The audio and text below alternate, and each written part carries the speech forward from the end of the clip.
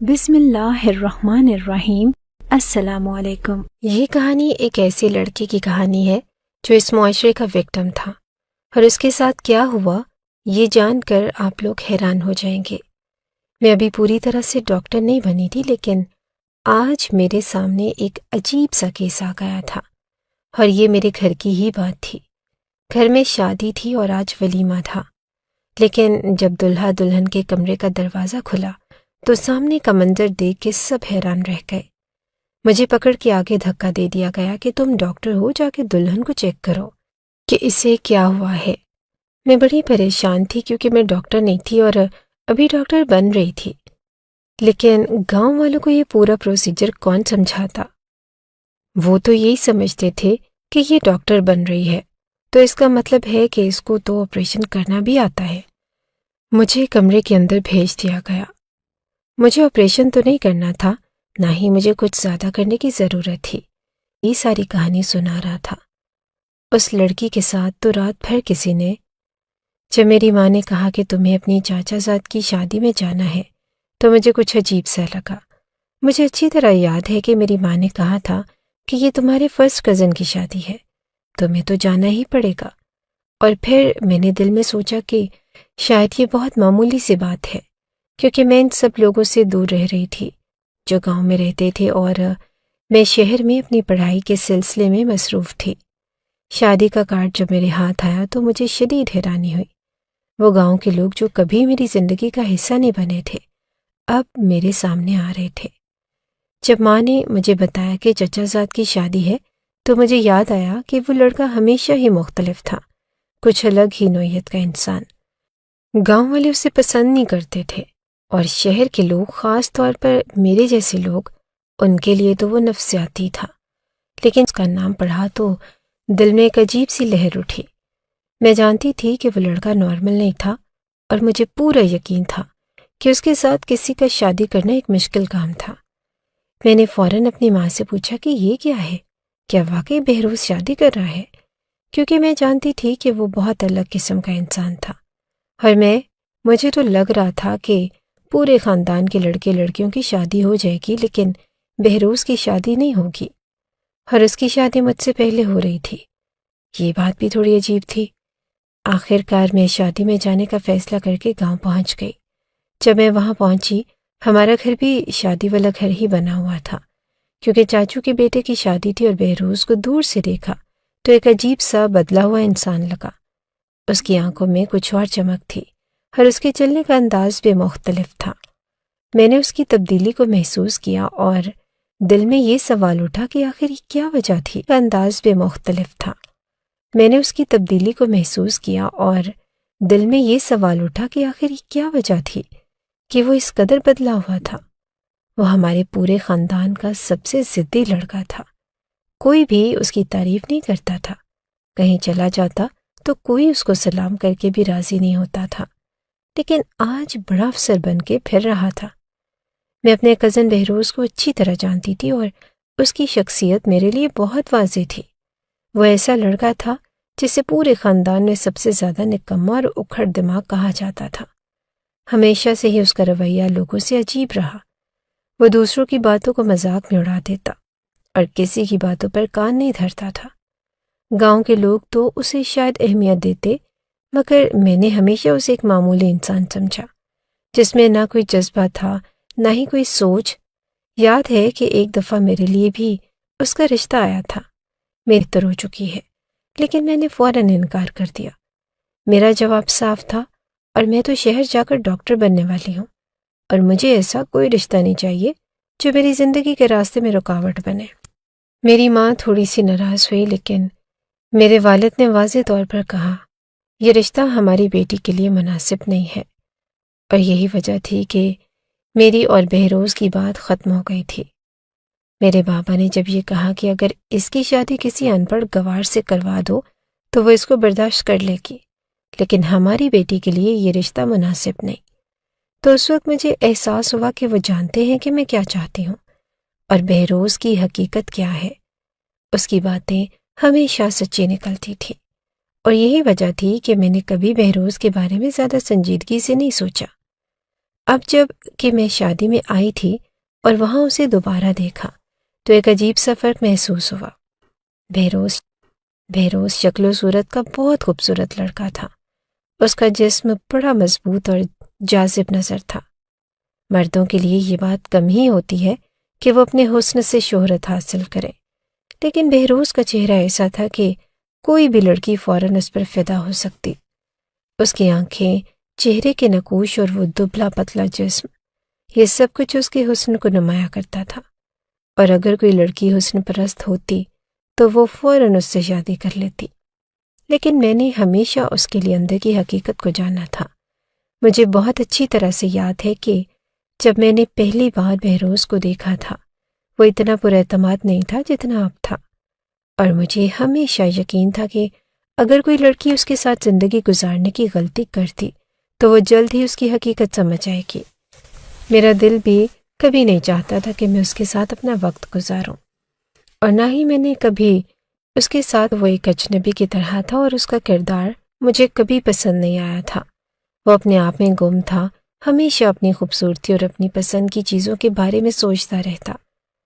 ایک دن جب میں اور میری دوستیں گاؤں میں گئیں تو بہروز میرے قریب آیا اور اس نے کہا کہ منیبا، تم بہت بدل گئی ہو، شہر میں رہ کر تم نے سب کچھ سیکھ لیا اور ہم گاؤں والے اب بھی ویسے ہی ہیں۔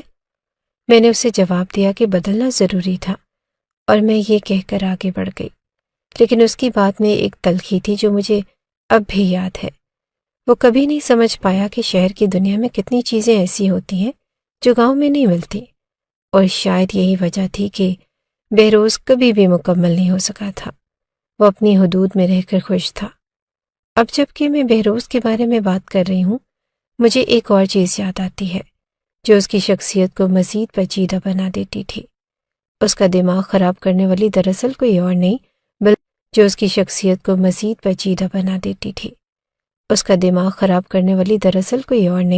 بلکہ اس کی اپنی ماں تھی۔ اور میں جب یہ کہتی ہوں کہ اس کی ماں نے اس کا دماغ خراب کیا تھا تو میری بات کا مراد صرف اس کی زیادہ محبت نہیں، بلکہ وہ ایک خاص طریقہ تھا جس سے اس کی ماں نے اسے بڑا کیا تھا۔ وہ ہمیشہ کہتی تھی کہ میرا بیٹا بڑا خوبصورت ہے، بڑا حسین ہے، اور جب بھی اس کی کسی خوبی یا خامی پر بات آتی اس کی ماں ہمیشہ یہی کہتی، بیٹا بدصورت بھی ہو تو ماں اس کو میرا راجا بیٹا ہی کہتی ہے۔ وہ واقعی میں اپنی ماں کی نظر میں سب کچھ تھا، اور وہ اسے کبھی بھی اس کی حقیقت کا پتہ نہیں دیتی تھی۔ لیکن یہاں پر معاملہ یہ تھا کہ بہروز کی شکل اور صورت واقعی بہت دلکش تھی۔ اس کی آنکھوں کا رنگ، چہرے کے نقوش اور اس کا قد، سب کچھ ایسا تھا کہ کوئی بھی لڑکی فوراً اس پر فدا ہو سکتی تھی۔ لیکن یہی سب کچھ تھا، حسن تھا لیکن عقل نہیں۔ ان کے جال میں جکڑے ہوئے وہ لڑکا کبھی یہ نہیں سمجھ پایا تھا کہ اس کے اندر کچھ اور بھی ہونا چاہیے، صرف خوبصورتی ہی کافی نہیں ہوتی۔ مگر اس کی ماں نے ہمیشہ اسے یہی باور کروایا کہ وہ سب سے مختلف ہے، کہ وہ سب سے بہترین ہے، اور اس کے اندر جو کمی تھی وہ شاید اس کی ماں کے لیے کبھی بھی نظر نہیں آئی۔ وہ ہمیشہ یہی کہتی کہ میرے بیٹے کو دنیا کی سب سے بہترین لڑکی ملے گی، وہ جو سب کے دلوں کو جیت لے گی۔ اور جب خاندان کے لوگوں نے اس سے رشتہ دینے سے انکار کر دیا تو اس کی ماں نے اپنی پوری کوشش شروع کر دی۔ وہ مسلسل کہتی رہی کہ میں ایسی لڑکی لے کر آؤں گی کہ خاندان کی لڑکیاں منہ دیکھتی رہ جائیں گی، اور یہ بات بہروز کے دماغ میں بیٹھ چکی تھی۔ ایک دن جب لوگ مہندی لے کر آئے، لڑکی کے گھر جانے والے تھے، تو میں بھی بہت پرتجسس تھی۔ میں چاہتی تھی کہ دیکھوں تو صحیح کہ آخر وہ کون سی لڑکی ہے جسے اس کی ماں نے بہروز کے لیے تلاش کیا۔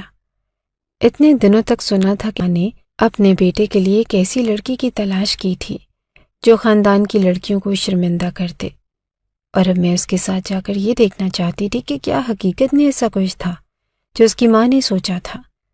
جب ہم لڑکی کے گھر پہنچے تو وہاں کا ماحول کچھ الگ ہی تھا۔ لڑکی کی فیملی بہت سادہ تھی اور وہاں کی ہر بات نے کچھ زیادہ ہی درستی تھی، جیسے وہ کسی خاص اصول کے تحت جیتے ہوں۔ بہروز کی ماں نے جو اتنے دنوں تک کہا تھا وہ حقیقت میں کچھ اور ہی تھا۔ میں نے جب لڑکی کو دیکھا تو میں چونک گئی۔ وہ لڑکی اتنی معمولی تھی کہ مجھے یہ احساس ہوا کہ حقیقت میں اس کے ساتھ کچھ نہیں تھا جو بہروز کی ماں نے وعدہ کیا۔ یہ لڑکی نہ تو خوبصورت تھی، نہ ہی اس کی شخصیت میں کوئی خاص بات تھی، اور نہ ہی اس میں کچھ ایسا تھا جو خاندان کی لڑکیوں کو پیچھے چھوڑ دے۔ لیکن جب میں نے بہروز کو دیکھا وہ تو بالکل ایک الگ دنیا میں جا کر اپنی ماں کے خوابوں میں جیتا تھا۔ اس کی آنکھوں میں خاص چمک تھی اور ماں کے خوابوں میں جیتا تھا۔ اس کی آنکھوں میں خاص چمک تھی اور ایک اطمینان تھا جس سے وہ سمجھتا تھا کہ دنیا کا پہلا مرد ہے جس کی شادی ہو رہی ہے اور اس میں کوئی دنیا کی بہت ہی خوبصورت لڑکی اپنے لیے پسند کر لی ہے۔ ان ماں بیٹے کی حرکتیں تو سمجھ سے باہر تھی۔ ایسا لگتا تھا کہ جیسے ابھی سے ہی دنیا میں سرخرو ہو گیا ہے۔ جبکہ میں نے کیا دیکھا کہ ان کی شوخیاں مارنے کی عادت مجھے بالکل اچھی نہیں لگتی تھی، لیکن رشتہ داروں میں کوئی نہ کوئی ایسا ہوتا ہے اور آپ کو برداشت کرنا پڑتا ہے۔ اس کی ماں نے اس کی زندگی کو اسی طرح سے گڑبڑ کر دیا تھا کہ وہ ہمیشہ یہی سوچتا رہا کہ جو بھی ہو اس کی ماں نے اس کے لیے سب کچھ کیا ہے، لیکن میں جانتی تھی کہ حقیقت کچھ اور ہی تھی۔ اس کی ماں سارے رشتہ داروں کو کہہ رہی تھی کہ میری بہو کتنی پیاری ہے، کتنی خوبصورت، اور سب لوگ آگے سے یہی کہہ رہے تھے کہ ہاں بالکل، کیونکہ کوئی بھی یہ نہیں کہتے، ایسی بات تو نہیں کرتے۔ لڑکی تو کوئی خاص خوبصورت نہیں تھی۔ وہ ساری لڑکیاں جنہوں نے بہروز سے شادی کرنے سے انکار کیا تھا دراصل میری انہی کے ساتھ دوستی تھی۔ ہم سارے بیٹھ کے تبصرہ کر رہے تھے۔ وہ کہہ رہی تھی کہ کوئی اتنی پیاری لڑکی نہیں ہے، بس ٹھیک ہی ہے، جیسے ہوتی ہیں، کوئی حور پری تو نہیں۔ میں نے کہا کہ جو بھی ہے دعا کرو کہ اس کی قسمت اچھی ہو، ورنہ تو اس پاگل کے ساتھ کون زندگی گزارے گا۔ وہ سب کہنے لگے کہ نہیں، یہ بہت بدل گیا ہے، تم یہاں پر نہیں تھی، تمہیں نہیں پتا، اب یہ بالکل ٹھیک ہو گیا ہے، اور اپنی ہونے والی بیوی کے لیے خود شاپنگ کرتا پھر رہا تھا۔ اس کے لیے خود اس نے ساری شاپنگ کی، ساری چیزیں لی، کمرہ تو ایسا سجایا ہے کہ دیکھ کے آنکھیں کھلی کی کھلی رہ جائیں گی، اتنا کچھ کر رہا ہے اپنی بیوی کے لیے۔ میں نے کہا کہ اور پیسے کہاں سے لا رہا ہے؟ تو انہوں نے کہا کہ کوئی آن لائن کام کرتا ہے اور پیسوں کی بھی کمی نہیں۔ اس کے پاس ایک کزن کہنے لگی کہ ایسا کر دیا، شکل صورت تو اس کی سب سے اچھی ہے، باقیوں کو دیکھا ہے، خاندان کے مردوں کو سرکاری نوکریاں کرتے ہیں، لیکن شکل ایسی ہے جیسے بوری کی شکل ہوتی ہے۔ ہم لوگ تو ہنس رہے تھے، لیکن اس کے دل میں حسرت تھی۔ اس نے کہا کہ اتنا بھی برا نہیں تھا، اور میرا رشتہ تو سب سے پہلے مانگا تھا۔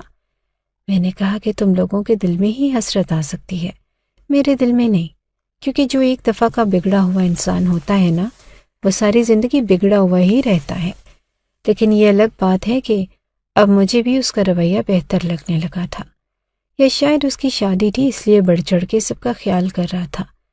بہروز نے کچھ نئے دوست بھی بنا لیے تھے اور وہ سب بھی اس کی شادی میں آئے تھے، اور بتاتے ہوئے عجیب نہیں لگ رہا کہ وہ سارے ہی بہت ہی زیادہ ہینڈسم اور امیر لگتے تھے۔ ان کی طرف بار بار نظر جا رہی تھی، وہ بھی ہم سب لوگوں کو دیکھ رہے تھے، اور ان کی نظر تو سب کی طرف ہی جا رہی تھی۔ وہ بھی ہم سب لوگوں کو دیکھ رہے تھے، اور ان کی نظر تو سب کی طرف ہی جا رہی تھی۔ اور یہ اس معاشرے کی بڑی عجیب سی حقیقت ہے کہ اگر کوئی خوبصورت آدمی آپ کو دور سے دیکھ رہا ہے تو آپ خوش ہوتے ہیں، لیکن اگر کوئی بدصورت آدمی آپ کو دور سے دیکھ کر مسکراتا ہے تو آپ اس پہ الزام لگا دیتے ہیں کہ یہ مجھے چھیڑ رہا ہے۔ میری کزنیں تو مزے لے رہی تھی اور کہہ رہی تھی کہ شادیوں میں اور ہوتا ہی کیا ہے، لڑکیاں ایک دوسرے کو دیکھتے ہیں، بات بڑھتی ہے اور پسند کرتے ہیں، لڑکیوں کے رشتے آتے ہیں، اور کھانا تو انسان اپنے گھر بھی کھاتا ہے، اور تیار ہونے میں کیا رکھا ہے۔ شادی کا دن قریب آ گیا تھا اور میں نے دیکھا کہ سب کچھ بڑے دھوم دھام سے تیار ہو رہا تھا۔ مہندی کی رسم تھی اور پھر بارات کا دن بھی آ گیا۔ جیسے ہی وہ دن قریب آیا، میرے اندر ایک عجیب سی بے چینی اور خوشی کا ملا جلا سا جذبہ تھا۔ گاؤں کے ماحول میں خوشیاں تھیں، ہر طرف چہل پہل تھی، لوگوں کے چہروں پر مسکراہٹیں اور دلوں میں امیدیں تھیں۔ اس وقت مجھے بھی ایسا لگا جیسے سب کچھ صحیح سمت میں جا رہا ہو۔ میں بھی شادی کی تیاریوں میں بہت مصروف تھی، اور میرے خیال میں شادی کا دن کبھی اتنی قریب نہیں آیا تھا۔ اور پھر جب مہندی کی رسم ختم ہوئی اور بارات کا دن آ گیا تو ہر طرف جشن کا سما تھا۔ میں بہت خوبصورت لگ رہی تھی اور سرخ رنگ کا لہنگا پہنا تھا، اور میری جلد پر گلابی مہندی کی خوشبو پھیل رہی تھی۔ جب میں وہاں کھڑی تھی اور سب لوگوں سے بات کر رہی تھی تو اچانک میں نے بہروز کو اپنی طرف آتے ہوئے دیکھا، اور جیسے ہی وہ میرے سامنے آیا، وہ عجیب سی نظروں سے مجھے دیکھ رہا تھا، اور پھر اچانک وہ مجھ سے ٹکرا گیا۔ پہلے ہم نے ایک دوسرے کو سوری بولا، اور وہ اس طرح سے پیش آنے لگا کہ جیسے ابھی ہی اس نے مجھے غور سے دیکھا ہے۔ ڈاکٹر بن گئی ہو نا؟ اس نے سوال کیا اور میں نے فوراً جواب دیا، نہیں، ابھی 2 سال رہتے ہیں۔ میری بات پر اس نے مسکرائی، 2-4 سال بعد تمہاری شادی ہوگی۔ دیکھو میری شادی ہو گئی ہے اور سال بھر میں بچہ بھی ہو جائے گا۔ اس کی یہ بات مجھے بہت عجیب لگی۔ دل میں نے سوچا کہ کیا یہ واقعی سمجھتا ہے کہ شادی اور بچے کا ہونا کامیابی کی علامت ہے؟ میں نے کہا کہ یہ تو اچھی بات ہے، لیکن تمہیں یہ سمجھنا چاہیے کہ شادی ہو جانا کوئی ایسی بات نہیں جو کسی کی قسمت کا بہت بڑا کرم ہو۔ انسان اپنی محنت اور قابلیت سے زندگی کے فیصلے لیتا ہے، یہی سب سے بڑی بات ہوتی ہے۔ اس کے چہرے پر ایک ہنسی سی آئی اور اس نے کہا کہ اچھا چلو، پھر تمہارے لیے یہی صحیح ہوگا، لیکن میری تو زندگی سیٹل ہو گئی، میری شادی ہو گئی ہے اور میرے پاس نوکری بھی ہے۔ اس کی باتوں میں ایک عجیب سا تکبر تھا، جیسے وہ اپنے فیصلوں کو سچ سمجھ رہا ہو، اور میں جو اپنی پڑھائی کی طرف لگ رہی تھی وہ اسے فضول سمجھ رہا تھا۔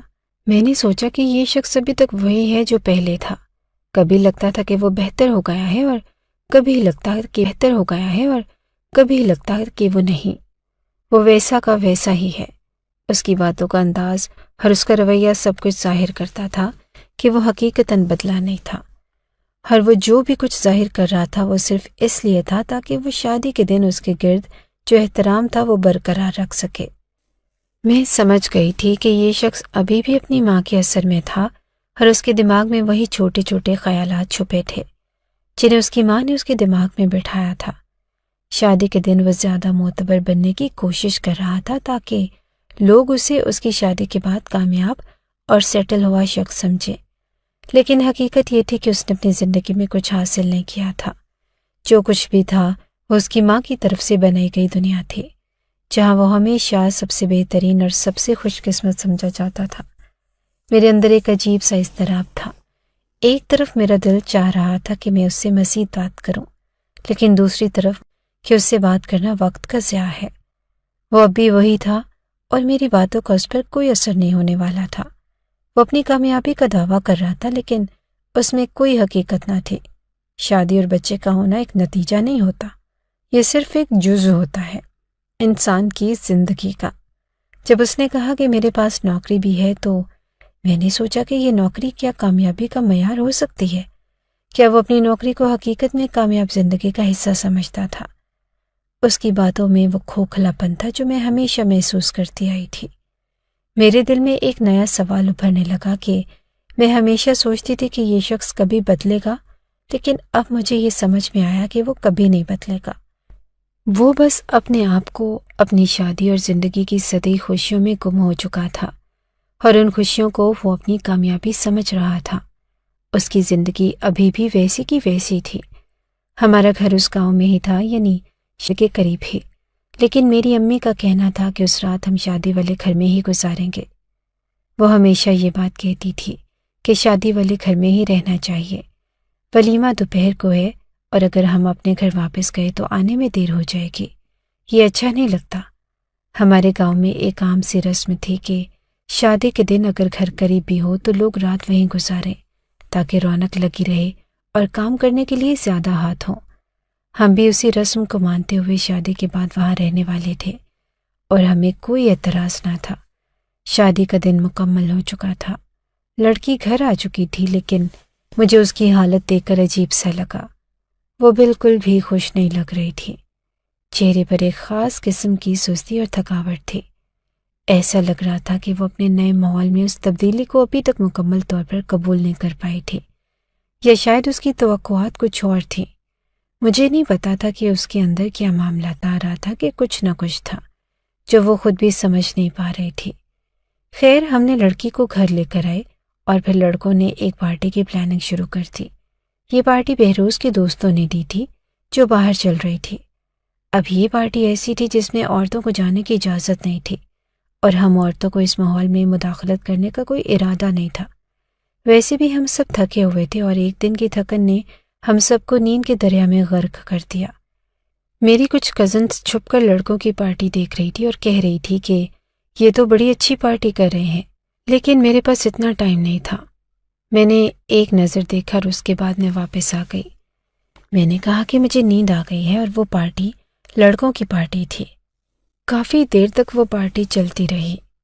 ہمیں نہیں پتا تھا کہ وہ پارٹی کب تک چلی، لیکن اتنا یاد ہے کہ ہم میں سے کوئی بھی اس میں شامل نہیں ہوا۔ ہم بس اپنی اپنی جگہ پر جا کر سو گئے۔ سردی کی شادی تھی، اتنا یاد ہے کہ ہم میں سے کوئی بھی اس میں شامل نہیں ہوا۔ ہم بس اپنی اپنی جگہ پر جا کر سو گئے۔ سردی کی شادی تھی اور رات کا ماحول ٹھنڈا اور خاموش تھا۔ ہم سب نے اپنے اپنے بستروں میں سکون کی نیند لی، اور شاید یہی وہ وقت تھا جب ہم سب کے دلوں میں اپنے اپنے خیالات اور شکوک بڑھ گئے تھے۔ ہمیں نہیں پتا تھا کہ بہروز اپنے کمرے میں کب گیا یا اس رات کا کیا حال رہا، لیکن ہم نے اسے شاید اگلی صبح تک نہیں دیکھا تھا۔ صبح ہوئی اور جیسے ہی آنکھ کھلی ہم نے دیکھا کہ وہی ماحول تھا جس کے ہم عادی تھے۔ شادی والے گھر کا وہی شور تھا جو کچھ دیر پہلے پارٹی کے شور میں غائب ہو گیا تھا۔ کوئی کپڑے استری کر رہا تھا اور کوئی نہا رہا تھا، کوئی چائے مانگ رہا تھا اور کوئی ناشتہ کر رہا تھا۔ جیسے ہی دن کی روشنی پھیلنا شروع ہوئی، گھر میں ایک خاص قسم کی افراتفری کا ماحول تھا۔ سب لوگ اپنے کاموں میں مصروف تھے اور وہی معمولات چل رہے کہ اب تو سب کچھ معمول پر آ گیا ہے۔ میں نے رات کو کچھ محسوس کیا اور اب میں وہی سوچ رہی تھی۔ رات کا وقت تھا اور سناٹا چھایا تھا، بس کہیں دور سے شور کی مدھم آوازیں سنائی دے رہی تھی۔ ایک عجیب سا سکون تھا، لیکن میں نے جو آوازیں سنی تھی وہ مجھے بے چین کر رہی تھی۔ وہ آوازیں جیسے کسی کے چلانے کی آوازیں تھیں، اور میں سمجھ نہیں پا رہی تھی کہ یہ آواز کہاں سے آ رہی ہے۔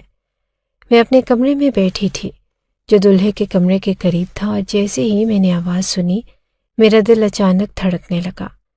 میں نے فوراً اپنی امی کو بتایا کہ امی کچھ عجیب سی آوازیں آ رہی ہیں، مجھے لگتا ہے کہ کچھ گڑبڑ ہے۔ امی نے مڑ کر مجھے دیکھا اور پھر جیسے وہ تھک کر بیزار ہو چکی تھی کہا کہ کچھ نہیں ہے، سو جا، خواب دیکھ رہی ہو تم۔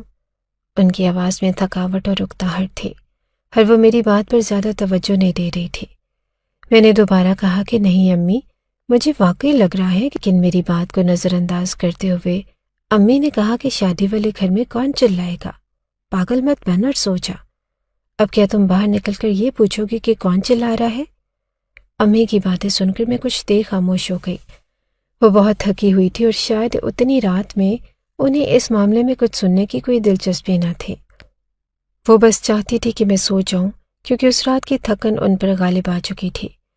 میں نے سوچا کہ اب کچھ نہیں ہو سکتا اور پھر خود کو تسلی دے کر سو گئی، لیکن میرے دل میں ایک گہرا شکوک تھا، اور وہ آوازیں مجھے پوری رات تنگ کرتی رہیں۔ صبح ہوئی تو میں یہی سوچ رہی تھی کہ وہ آوازیں کس کی تھیں۔ میرا دماغ اس پر کام کر رہا تھا، لیکن میں ابھی تک اس کی وجہ نہیں سمجھ پا رہی تھی۔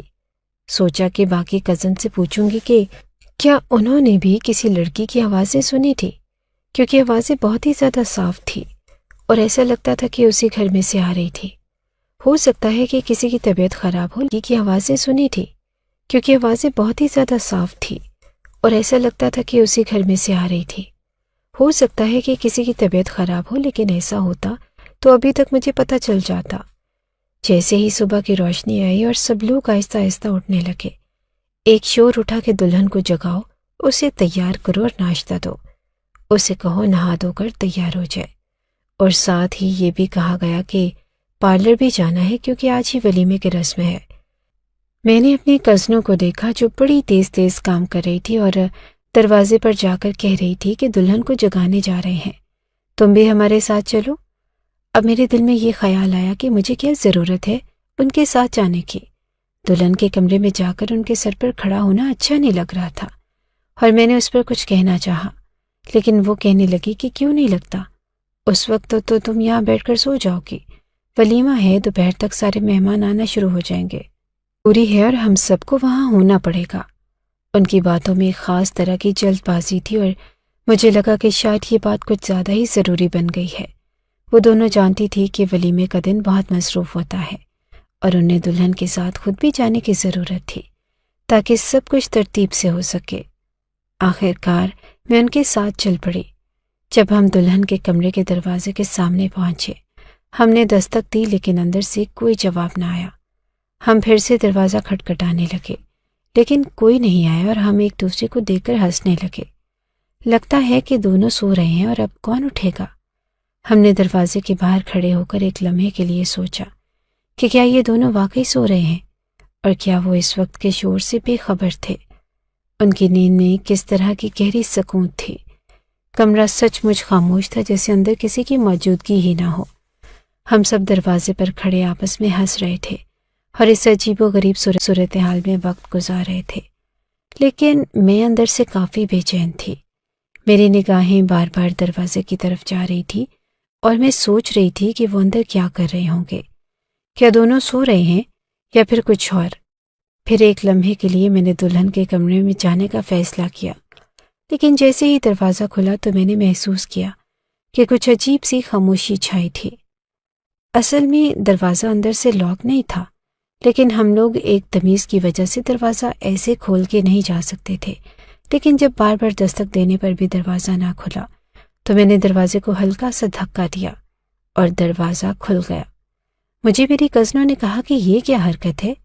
میں نے کہا کہ اندر بہروز نہیں ہے، کیونکہ مجھے سامنے سے نظر آ رہا تھا کہ وہ کمرے میں نہیں تھا۔ باتھ روم کا دروازہ بھی کھلا تھا، یعنی وہ باتھ روم میں بھی نہیں تھا اور اس کی بیوی بستر پر سو رہی تھی۔ لیکن جب ہم آگے بڑھے تو سامنے کا منظر، اتنی چیخیں نہیں ماری، لیکن میری کزنوں کو تو جیسے چیخیں مارنے کی وجہ چاہیے تھی۔ تھوڑی دیر کے بعد سب بڑے بوڑھے بھی اس طرف آنے لگے۔ مرد تو اندر نہیں آئے، عورتیں آئی اور کہنے لگی کہ کیا ہوا؟ تو ہم نے کہا کہ دیکھیں کیا ہوا ہے دلہن کو۔ دلہن کو دیکھ کے صاف پتہ چل رہا تھا کہ اس کی حالت ٹھیک نہیں، اس کے ساتھ جو کچھ ہو گیا تھا اور وہ بے ہوش پڑی تھی۔ میری ماں بھی وہاں پر آ گئی اور اس نے کہا کہ کیا ہوا بیٹا؟ تو میں نے ان کا مختصر بتایا کہ ایسا معاملہ ہے۔ وہ بھی پریشان ہو گئی۔ بہروز کی ماں نے سب کو باہر جانے کو کہا، لیکن میرا ہاتھ پکڑ کر مجھے روک لیا۔ میں حیران ہوئی کہ یہ کیا ہو رہا ہے۔ کہنے لگی کہ تم ڈاکٹر ہو نا بیٹا، اس کو چیک کرو، دیکھو اب بازار لے جائیں گے اور ڈاکٹر کے پاس لے جائیں گے تو بات بہت بگڑ جائے گی۔ کہیں گے کہ دلہن کو صبح صبح کیوں ڈاکٹر کے پاس لے کر جا رہے ہیں، تو تم چیک کرو۔ اب میں ان کو کیا سمجھاتی کہ میں ابھی ڈاکٹر نہیں بنی، لیکن ہاں اتنا تو میں چیک کر ہی سکتی تھی۔ جب میں آگے بڑھی تو کافی ڈری ہوئی اور پریشان تھی۔ مجھے یہ سمجھ نہیں آ رہا تھا کہ اس کے ساتھ آخر ہوا کیا تھا، کیونکہ اس کے چہرے پر بھی زخموں کے نشان تھے۔ میں نے اس لڑکی کو دھیرے سے چیک کیا، اس کے بازو پکڑا اور 5 منٹ کے اندر ہی مجھے پتہ چل گیا کہ یہ لڑکی اس دنیا میں نہیں ہے اور یہ اس دنیا سے جا چکی ہے۔ جب میں نے یہ خبر اپنی ماں کو بتائی تو میرے منہ سے بھی یہ الفاظ نہیں نکل رہے تھے کہ دلہن مر چکی تھی۔ منیبا کی آواز میں ایک غمگین اور پرتشویش لہجہ تھا۔ جب وہ اپنی کہانی سنانے لگی، وہ لمحہ جب میں نے سب کو بتایا کہ لڑکی زندہ نہیں ہے بلکہ مر چکی ہے، وہ لمحہ میری زندگی کا سب سے خوفناک اور دردناک لمحہ تھا۔ جب میں نے یہ بات پہلی بار سب کو بتائی تو ابتدا میں کسی نے یقین نہیں کیا۔ سب کو لگا کہ میں کسی جھوٹ یا افواہ کا حصہ بن رہی ہوں، کہ میں کیا کہہ رہی ہوں۔ لیکن جب حقیقت سامنے آئی تو جیسے ہی سب کو حقیقت کا پتہ چلا، وہ ایک ایسا دھچکا تھا جس نے پورے خاندان کو ہلا کر رکھ دیا۔ اس خبر نے گھر کے ماحول کو یکسر بدل دیا۔ ایک لمحے میں سب کچھ ٹوٹ گیا اور ایک خاموش سی ہنسی بھیگ چکی تھی۔ سب کے منہ سے یہی سوال نکل رہا تھا کہ لڑکی مر گئی، یہ کیسے ہو سکتا ہے؟ ان کی آنکھوں میں شوق تھا اور غصہ تھا اور حیرت بھی تھی۔ کوئی نہیں سمجھ پا رہا تھا کہ یہ سب کیسے ہو گیا۔ کچھ لوگ میرے ساتھ آ کر سر جوڑ کر بیٹھ گئے اور پھر ایک بات سامنے آئی کہ یہ کوئی معمولی حادثہ نہیں تھا۔ ہر شخص یہی سوال پوچھ رہا تھا کہ لڑکی کیسے مر گئی؟ کیا اس کی موت کسی حادثے کا نتیجہ تھی یا پھر کچھ اور؟ لیکن ایک چیز جو سب سے زیادہ عجیب لگ رہی تھی وہ یہ تھی کہ بہروز کہاں تھا۔ اس کا کچھ پتہ نہیں چل رہا تھا۔ میرے ذہن میں سوالات کی ایک لائن لگ گئی تھی۔ کیا یہ موت حادثاتی تھی یا کیا بہروز اس حادثے میں ملوث تھا؟ کچھ جاننا چاہتی تھی لیکن اس کا کوئی جواب نہ تھا۔ سب کی نظریں اور توجہ لڑکی کی موت کی حقیقت پر مرکوز تھی، لیکن بہروز وہ کہاں تھا؟ وہ تو غائب تھا اور گھر میں اس کا فون بھی پڑا تھا۔ اس کا فون اس کی موجودگی کا غمگین نشان بن کر کسی کمرے کے گوشے میں پڑا تھا، جیسے وہ بھی کبھی وہاں تھا، لیکن اب وہ کہیں نہیں تھا۔ ان سب باتوں کی وجہ سے گھر میں ایک بے چینی کی لہر دوڑ گئی۔ پورے خاندان میں تماشا مچ گیا، لیکن بہروز کا کہیں پتہ نہیں تھا۔ اس کا کوئی سراغ نہیں مل رہا تھا۔ میں اور میرے خاندان والے اس کی تلاش میں نکل پڑے، لیکن جب تک ہم سب نے اسے ڈھونڈا، لڑکی کے گھر والے بھی پہنچ گئے تھے۔ ظاہر ہے کہ ان لوگوں کے لیے بھی یہ بات بہت ہی زیادہ عجیب تھی کہ ابھی بیٹی کی رخصتی کے چند گھنٹے بھی نہیں گزرے اور اب ان تک یہ خبر پہنچ گئی کہ ان کی بیٹی اس دنیا میں نہیں، اور حالت بھی کافی بری لگتی ہے، کیونکہ صاف پتہ چل رہا تھا کہ کچھ نہ کچھ برا ہوا تھا اور بہت ہی زیادہ ہوا تھا۔ ایسا نہیں تھا کہ یہ کوئی حادثاتی موت تھی، کوئی اور معاملہ ضرور تھا۔ وہ لوگ آئے اور آتے ہی اپنی بیٹی کو اس حال میں دیکھ کر انہوں نے باتیں سنانی شروع کر دی اور تقریباً بنتا بھی تھا۔ آپ لوگوں نے ہماری بیٹی کے ساتھ کیا کیا؟ یا آپ نے اس کا کیا حال بنا دیا؟ ان کے چہرے پر غصہ تھا اور وہ انصاف کے لیے سرگرداں تھے۔ ان کے چہرے پر ایک سوال تھا کہ کیا ہماری بیٹی کا قتل ہو چکا ہے؟ کیا کچھ اور تھا جو ہمیں ابھی تک نہیں معلوم تھا؟ ہم سب کو یہ سمجھنے میں دیر نہیں لگی کہ لڑکی کا انتقال ایک حادثہ نہیں تھا، یہ ایک سنجیدہ معاملہ تھا اور اس میں کچھ چھپایا جا رہا تھا، اور میں سمجھ رہی تھی کہ اب ان سب باتوں کا جواب بہروز ہی دے سکتا ہے۔ لیکن وہ غائب تھا اور اس کا غائب ہونا ایک بڑا سوال بن چکا تھا۔ اس کا فون گھر میں پڑا ہوا تھا اور وہ خود کہیں نظر نہیں آ رہا تھا۔ میں نے سوچا کہ کیا وہ خود کسی گڑبڑ میں پھنس چکا ہے؟ کیا اس نے کچھ کیا تھا جس سے وہ بچنے کے لیے چھپ رہا تھا؟ کہیں ایسا تو نہیں تھا کہ یہ سب کچھ بہروز نے ہی کیا تھا اور وہ اب جان بوجھ کر چھپ گیا تھا؟ کیونکہ ظاہر ہے کہ اگر دلہن کے ساتھ کچھ برا ہوگا تو سب سے پہلے دولہے سے ہی پوچھا جائے گا۔ اسی دوران لڑکی کے گھر والے، جنہیں شاید ابھی تک اس کی موت کا مکمل اندازہ نہ تھا، اس غم سے نڈھال ہو کر شور مچانے لگے۔ ان کے دل میں غصہ، دکھ اور انتقام کی آگ بھری تھی۔ وہ چاہتے تھے کہ فوراً ان کے سوالات کا جواب ملے اور ہمیں اس بات کا حساب دینا پڑے۔ ان کے غم کی شدت ہمیں بالکل واضح طور پر محسوس ہو رہی تھی اور اس کا اثر پورے خاندان پر تھا، لیکن اس کے باوجود سب کی نظریں بہروز کے غائب ہونے پر تھی۔ لڑکی کے گھر والے جب غم اور غصے کے ساتھ وہاں پہنچے تو وہ اس بات کو نہیں مان رہے تھے کہ ان کی بیٹی کا انتقال کسی غیر معمولی وجہ سے ہوا ہے۔ وہ یہی کی میت کو وہاں سے لے جایا گیا اور اس کے ساتھ پورا خاندان بہت تیز قدموں سے چل رہا تھا، جیسے ان کی غم کی شدت کا کوئی حساب نہ تھا۔ وہ نہ صرف ہمیں الزام دے رہے تھے بلکہ ان کا دل چاہ رہا تھا کہ کسی طرح ہمارے خاندان کو یہ سمجھایا جائے کہ ہم نے ان کی بیٹی کی جان لی ہے۔ سب کچھ اس قدر تیز تھا اور پورے خاندان میں ہر طرف ایک عجیب سا ہنگامہ مچ چکا تھا۔ گھر میں جنازہ تھا، جبکہ آج تو یہاں پر خوشیاں منائی جانی تھی۔ یہ ایک ایسا دن تھا جب کچھ رشتہ دار چلے گئے اور کچھ ابھی بھی اس تماشے کو دیکھنے کے لیے بیٹھے تھے جس سے کچھ ہو ہی نہ رہا تھا۔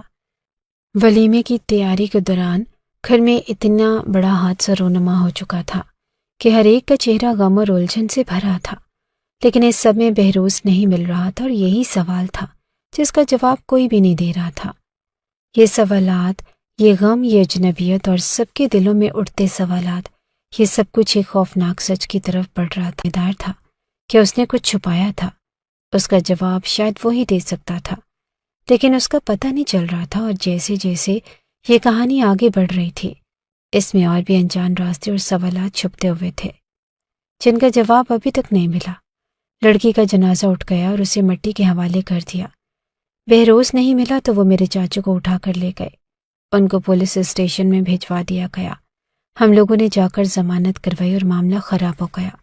رشتہ دار بھی اپنے اپنے گھروں کو جانے لگے جو ادھر کے تھے، اور وہ یہیں رک گئے۔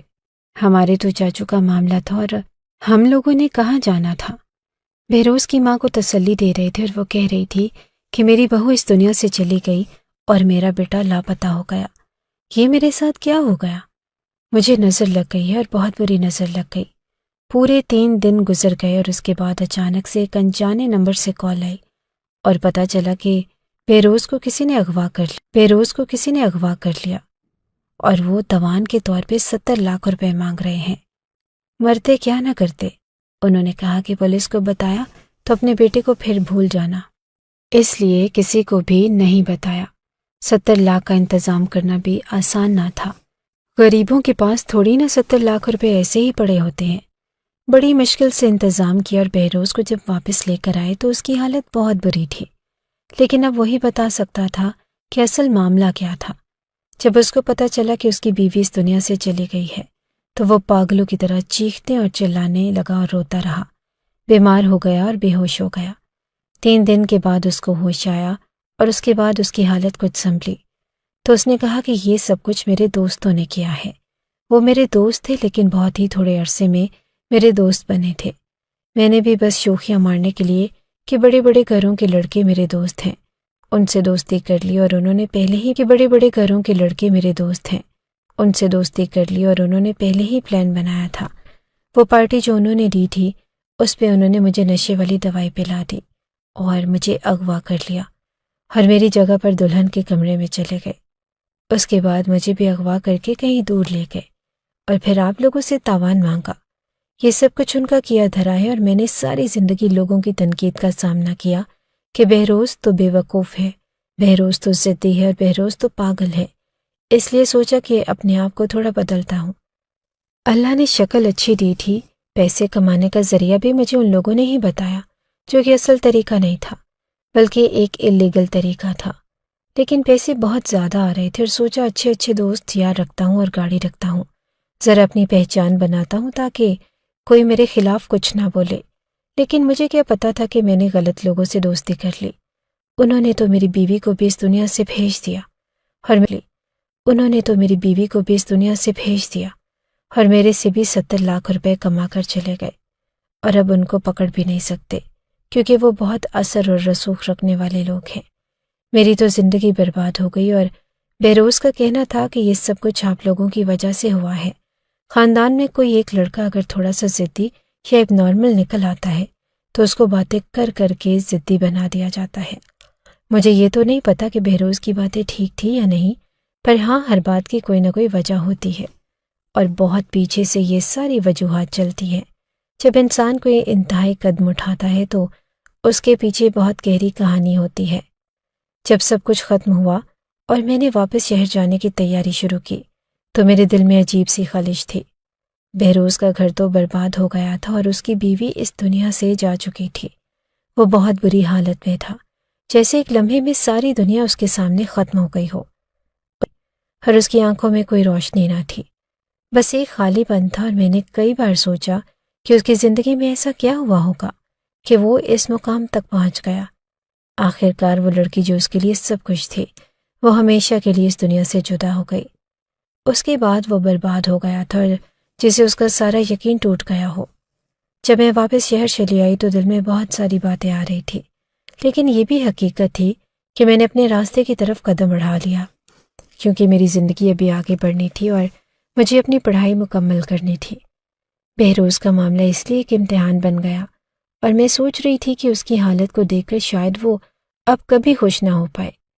اس کی زندگی کی تلخ حقیقتیں اس کو مکمل طور پر توڑ چکی تھی، لیکن آج بھی جب میں بہروز کے بارے میں سوچتی ہوں تو دل میں ایک عجیب سا درد ہوتا ہے۔ مجھے اس کے لیے افسوس ہوتا ہے، اور اب وہ اکثر کہتا ہے کہ اب میں کسی سے بھی شادی نہیں کروں گا۔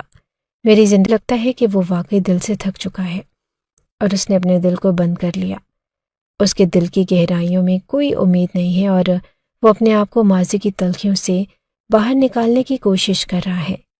لیکن کبھی کبھی مجھے یہ بھی لگتا ہے کہ اس کا کوئی قصور نہیں۔ وہ جس ماحول میں پلا بڑھا تھا اور جس طرح کی توقعات اور ذہنیتیں اس پر تھوپ دی گئی تھی، اس نے اس کو ایک ضد انسان بنا دیا۔ کبھی کبھی معاشرہ اتنی بڑی ذمہ داری ڈال دیتا ہے کہ انسان اپنی سچائی اور اپنی سوچ سے ہٹ کر صرف دنیا کی توقعات کو پورا کرنے کی کوشش کرتا ہے، اور اس میں کہیں نہ کہیں خود کو کھو دیتا ہے۔ اس کی تمام ضد اور سخت طبیعت دراصل معاشرتی دباؤ اور لوگوں کے رویوں کا نتیجہ تھی۔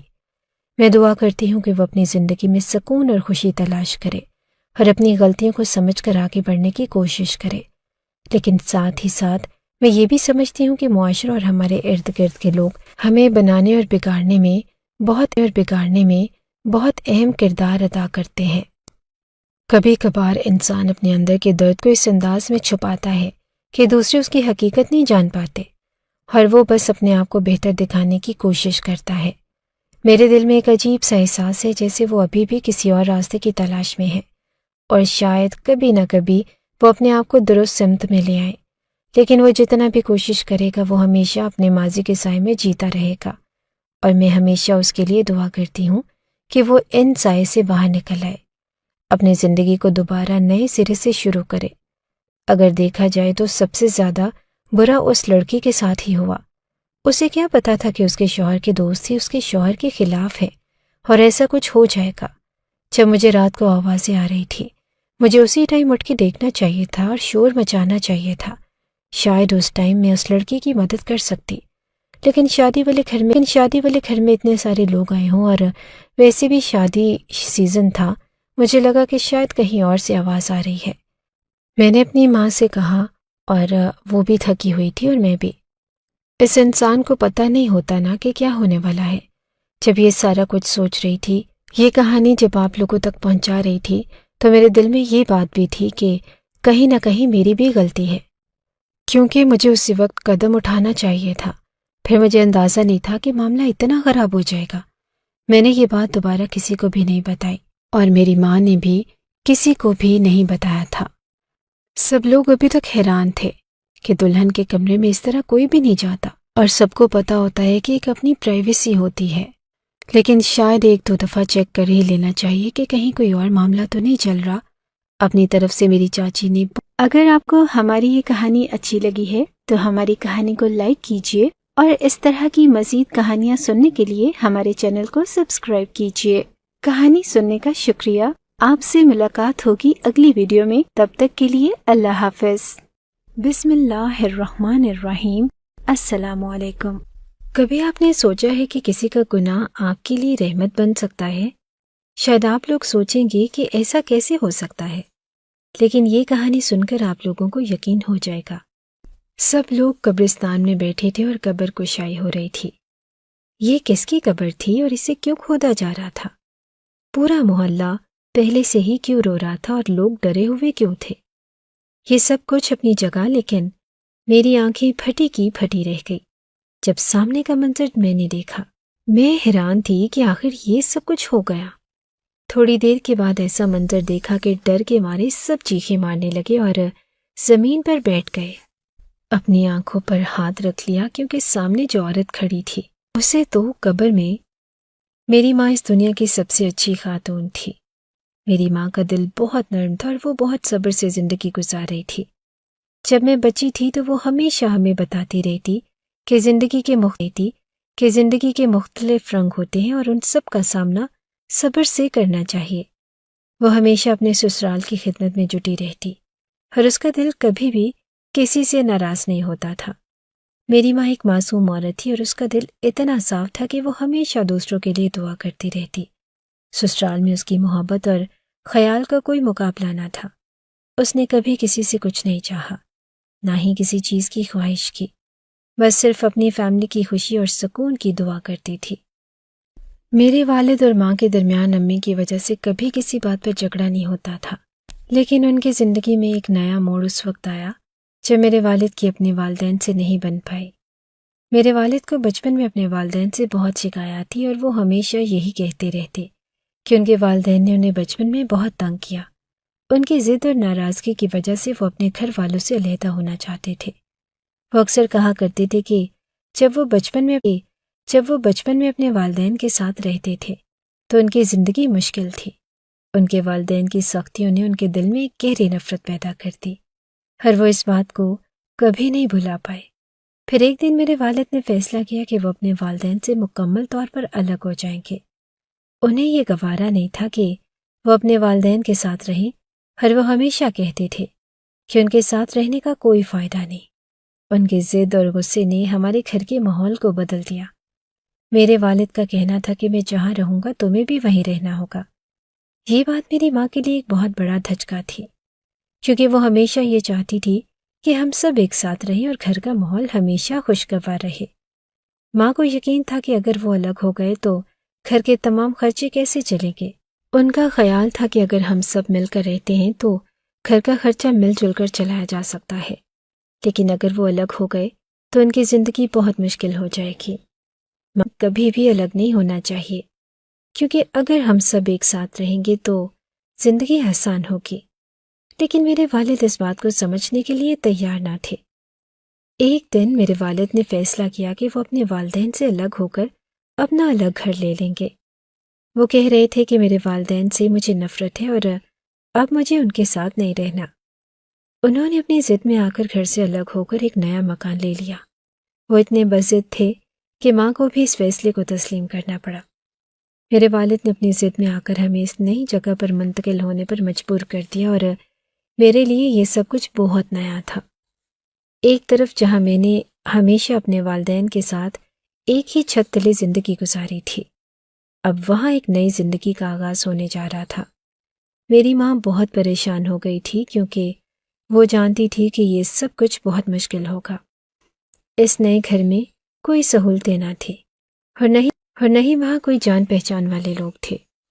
ماں ہمیشہ اپنے سسرال میں خوش رہتی، لیکن اب وہ ایک نئے ماحول میں رہنے جا رہی تھی۔ جب ہم نئے گھر میں منتقل ہو گئے تو ماں بہت خاموش اور غمگین ہو گئی تھی۔ وہ اکثر اپنی پرانی زندگی کو یاد کرتی اور سوچتی تھی کہ ہم نے یہ قدم کیوں اٹھایا۔ وہ کبھی کبھی کہتی تھی کہ اگر ہم سب ایک ساتھ رہتے تو شاید حالات مختلف ہوتے، لیکن اب کیا ہو سکتا ہے؟ ہم نے جو قدم اٹھایا ہے وہ ہمیں بھگتنا پڑے گا۔ میرے والد کو اس فیصلے پر کوئی پچھتاوا نہیں تھا، اور وہ اپنے فیصلے میں اتنے مضبوط تھے کہ وہ کبھی بھی کسی سے نہیں کہتے تھے کہ وہ غلط تھے۔ انہیں اس بات کی کوئی پرواہ نہ تھی کہ ان کے فیصلے سے ہمارے لیے مشکلات پیدا ہوں گی۔ وہ ہمیشہ اپنی زندگی کو اپنے طریقے سے جینے کے خواہش مند تھے، اور انہیں کسی کی رائے کی پرواہ نہ تھی۔ یہ وقت ہماری زندگی کا بہت مشکل وقت تھا۔ ماں کی سادگی اور صبر کا امتحان ہو رہا تھا، اور میں یہ سمجھ نہیں پا رہی تھی کہ یہ سب کا کیا حل نکلے گا۔ میری والدہ کی مسکراہٹ میں جو چمک تھی وہ اب دھندلا چکی تھی۔ انہوں نے کبھی اپنی خوشی کے بارے میں نہیں سوچا تھا، لیکن اب وہ اپنی زندگی کے اس فیصلے کے بارے میں سوچ رہی تھی۔ میری ماں کے دل میں ہمیشہ سے یہ خواہشیں تھی کہ وہ اپنے سسرال کے ساتھ رہیں۔ ان کا ماننا تھا کہ سسرال ہی ان کا اصل گھر ہے، کیونکہ ان کے اپنے دنیا میں کوئی نہیں تھے۔ وہ ہمیشہ اپنے سسرال کو اپنی فیملی سمجھتی تھی اور ان کی خدمت کو اپنا فرض سمجھتی تھی۔ ان کے خلوص کی وجہ سے سسرال والے بھی انہیں بہت عزت اور محبت دیتے، لیکن میرے والد کو یہ سب کچھ پسند نہیں تھا، اور وہ اکثر ماں سے کہتے، تمہیں اتنی اچھی بہو بننے کی ضرورت نہیں۔ ان کے دل میں ہمیشہ سسرال والوں کے لیے ناراضگی اور دوری کا جذبہ رہا۔ بابا کی ضد کے سامنے ماں کو ہار ماننی پڑی، اور یوں ہم سب الگ ہو گئے۔ نئے گھر میں آنا میرے لیے ایک عجیب تجربہ تھا، لیکن ماں کے لیے یہ بہت زیادہ تکلیف دہ تھا۔ وہ ہمیشہ اپنے سسرال کے ماحول کو یاد کرتی تھی، لیکن انہوں نے کبھی اپنے دل کی بات زبان پر نہ آنے دی۔ وہ ہر حال میں حالات کو بہتر بنانے کی کوشش کرتی رہی۔ الگ ہونے کے بعد ہمارے گھر کے حالات دن بدن خراب ہونے لگے۔ بابا کی باتیں اور فیصلے جذباتی تو تھے، لیکن عملی طور پر وہ ان حالات کے لیے تیار نہ تھے۔ جلد ہی گھر میں ضروری اشیاء کی قلت ہونے لگی۔ کبھی چائے ختم ہو جاتی تو کبھی چینی نہ ہوتی، کبھی گھی کی کمی ہوتی تو کبھی آٹا ختم ہو جاتا۔ یہ چھوٹے چھوٹے مسئلے ایک بڑا بوجھ بن گئے تھے۔ بابا کا رویہ بھی بدل گیا تھا، اور وہ پہلے ہی کام کے معاملے میں زیادہ ذمہ دار نہ تھے، لیکن اب حالات اور خراب ہو گئے۔ وہ اکثر کام چھوڑ دیتے یا دیر تک گھر سے غائب رہتے۔ ایک دن انہوں نے امی سے کہا کہ تم بھی تو پڑھی لکھی ہو، کچھ کام کیوں نہیں کرتی تھی؟ اور تمہاری بیٹی تو اب بڑی ہو گئی ہے، گھر میں ٹیوشن پڑھایا کرو تاکہ کچھ پیسے آ سکیں۔ ماں ان کی بات سن کر خاموش ہو گئی۔ وہ جانتی تھی کہ اس صورتحال میں کچھ کرنا ضروری ہو گیا تھا، لیکن ان کے لیے یہ فیصلہ آسان نہ تھا۔ پھر بابا نے انہیں یاد دلایا کہ تمہیں تو کپڑے سینے بھی آتے ہیں، اپنے لیے تو سلائی کرتی ہو، دوسروں کے لیے بھی کیا کرو، اس سے کچھ پیسے بن جائیں گے۔ ماں نے اس بات پر پہلے تو ہچکچاہٹ کا مظاہرہ کیا، لیکن پھر حالات کی سنگینی کو دیکھتے ہوئے مان گئی۔ وہ دن بہت مشکل تھے۔ ماں نے اپنی سلائی مشین نکالی اور دوسروں کے لیے کپڑے سینے شروع کر دیے۔ ساتھ ہی وہ میرے 7 بچوں کو ٹیوشن پڑھانے میں بھی شامل ہو گئی۔ ہم دونوں مل کر محنت کرتے تاکہ گھر کے اخراجات پورے ہو سکیں۔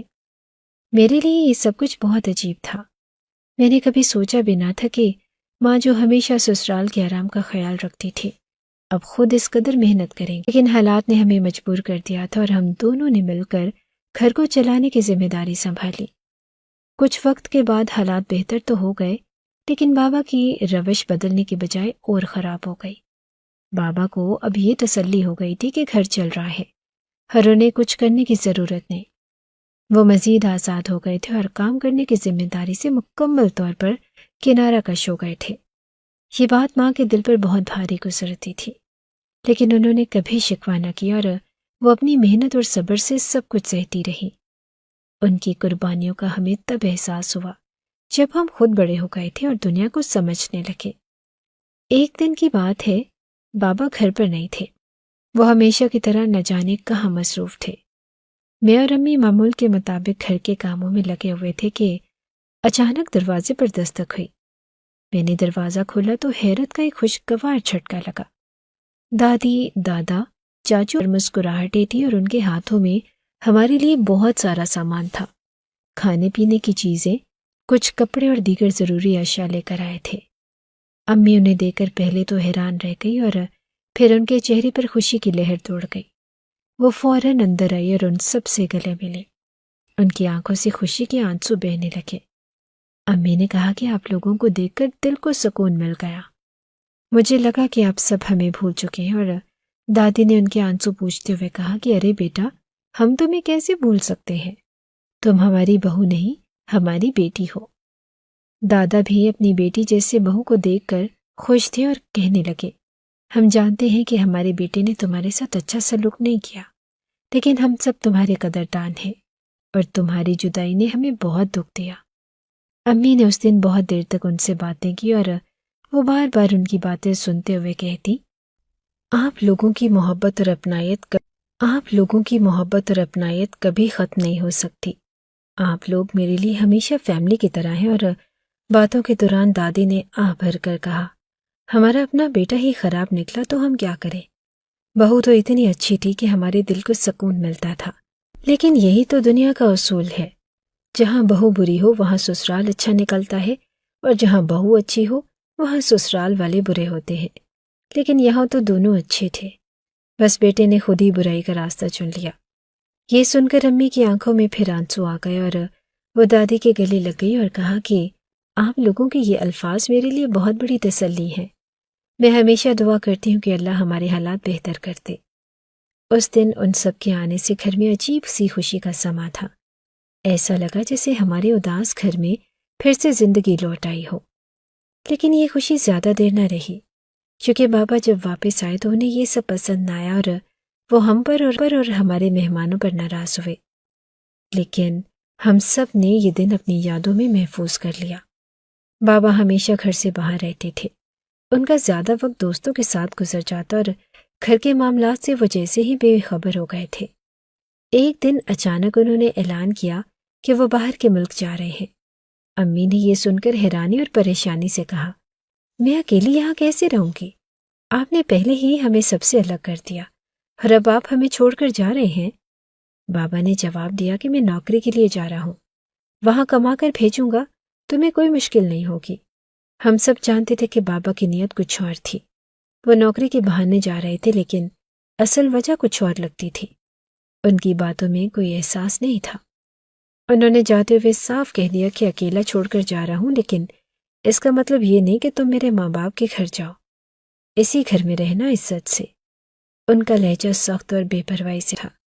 بابا نے جلدی ویزا لگوایا اور ٹکٹ کا بندوبست کیا۔ کہنے لگے کہ ان کے ایک دوست نے پیسے دیے ہیں جو مدد کر رہا ہے۔ چند دنوں میں وہ روانہ ہو گئے اور ہم اکیلے رہنے پر مجبور ہو گئے۔ امی کو خاص طور پر بہت ڈر لگنے لگا تھا۔ محلہ ویسے بھی اچھا نہیں تھا۔ جہاں بابا نے جلدی میں گھر لے لیا تھا، وہ اکثر سوچتی تھی کہ اگر کچھ ہو گیا تو کیا کریں گی۔ اسی طرح دن، مہینے اور پھر 4-5 سال گزر گئے۔ بابا نے نہ کوئی خبر لی اور نہ کوئی مدد بھیجی۔ ایک دن باہر کے ملک سے ہمارے گھر ایک کاغذ آیا اور امی پڑھی لکھی تھی تو انہوں نے وہ خود پڑھ لیا۔ میں نے پوچھا کہ امی یہ کیا ہے؟ وہ تھوڑا گھبرا گئی اور بولی، کچھ نہیں، تم فکر نہ کرو۔ لیکن اس دن کے بعد سے امی بہت زیادہ پریشان رہنے لگی۔ وہ راتوں کو اکثر جاگتی رہتی اور ان کی آنکھوں میں آنسو ہوتے۔ میں نے ایک دن ان سے ہمت کر کے کہا کہ بابا تو باہر ہیں اور ہم دار ہیں، وہ ہمیں خوشی سے قبول کر لیں گے۔ لیکن امی نے صاف انکار کر دیا اور کہا کہ اب اس گھر سے ہمارا کوئی واسطہ نہیں، ہم نے خود کو ان سے الگ کر لیا تھا اور اب واپس جانا ممکن نہیں۔ یہ بات میرے لیے حیران کن تھی۔ امی جو ہمیشہ اپنے سسرال پر جان چھڑکتی تھی، اب یوں انکار کر رہی تھی کہ جیسے ان کے دل میں کوئی بھاری بوجھ ہو۔ ان کی یہ تبدیلی میرے لیے ایک معمہ بن گئی۔ مجھے سمجھ نہیں آ رہا تھا کہ آخر وہ کس دکھ میں مبتلا ہیں اور بابا کے جانے کے بعد ان کی زندگی اس قدر بدل کیوں گئی۔ میری ماں نے مجھے کبھی کسی سے نفرت کرنا نہیں سکھایا، نہ بابا سے نہ ان کے گھر والوں سے۔ وہ ہمیشہ کہتی کہ دل میں کسی کے لیے برا نہ رکھنا، لیکن وقت کے ساتھ وہ بدلنے لگی۔ اب وہ اکثر مجھ سے کہتی کہ نہ تم نے اپنے باپ کا ذکر کرنا ہے نہ اس کے گھر والوں کا۔ وہ وہاں جا کے ہمیں بھول گیا ہے تو ہمیں بھی اس کی کوئی ضرورت نہیں کہ ہم اس کا نام بھی لیں۔ ان کے لہجے میں سختی اور تلخی آ گئی تھی جو پہلے کبھی نہ تھی۔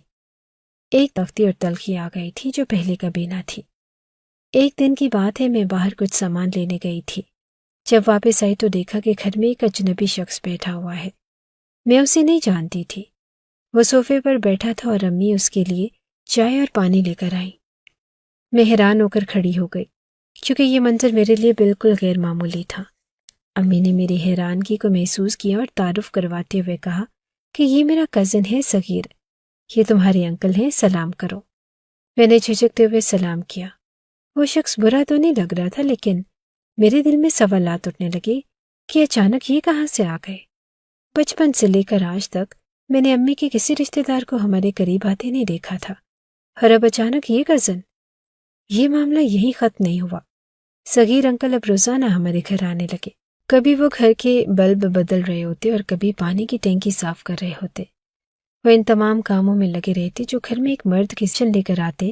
کبھی بجلی کا کام ٹھیک کروا دیتے اور امی ان سے بہت خوش تھی اور ان کی خوب خاطر مدارت کرتی۔ ایک دن تو مجھے راستے میں مل گئے۔ میں نے ہاتھ میں بھاری شاپر اٹھایا تھا۔ انہوں نے فوراً آگے بڑھ کر کہا کہ بیٹا یہ مجھے دے دو، تم نے یہ وزن کیوں اٹھایا ہوا ہے؟ انہوں نے میرا سامان لیا اور مجھے گھر تک چھوڑائے۔ میں نے ان کا شکریہ ادا کیا، لیکن میرے دل میں ایک عجیب سی بے چینی تھی۔ گھر پہنچ کر امی نے ان کے لیے چائے اور پکوڑے بنائے۔ وہ ان کے ساتھ ہنسی مذاق کر رہی تھی اور دونوں بہت دوستانہ ماحول میں باتیں کر رہے تھے۔ مجھے یہ سب کچھ اچھا نہیں لگ رہا تھا اور میرے دل میں ایک سوال تھا، اگر بابا یہاں ہوتے تو کیا یہ سب ممکن ہوتا؟ بابا کو اس طرح کا رویہ کبھی برداشت نہ ہوتا۔ وہ بہت سخت مزاج تھے اور خاص طور پر گھر میں کسی غیر مرد کی موجودگی کے حوالے سے۔ بابا کی غیر موجودگی کا یہ فائدہ کیوں اٹھایا جا رہا تھا؟ صغیر انکل کا آنا جانا معمول بن گیا اور وہ ہر دوسرے دن کسی نہ کسی بہانے ہمارے گھر آ جاتے۔